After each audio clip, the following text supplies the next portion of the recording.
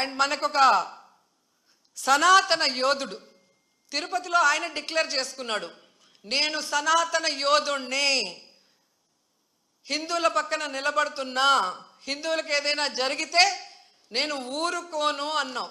అదే తిరుపతిలో ఈరోజు 6 మందిని మీ కూటమి ప్రభుత్వం చంపేసింది. దీనికి మీరు ఏం ప్రాయశ్చిత్తం చేస్తారు?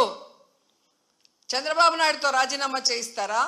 మీరు బాధ్యత తీసుకొని రాజీనామా చేస్తారా? లేదా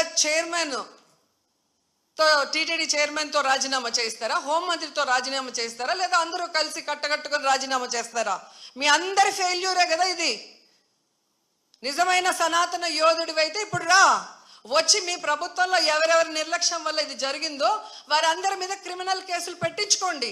అంతేగాని ప్రమాదవశాత్తు జరిగిందని 194 BNSS పెట్టేసి చేతులు దులిపేసుకోవాలంటే మాత్రం వదిలే ప్రసక్తే లేదు అని కూడా ఈ సందర్భంగా తెలియజేసుకుంటున్నా.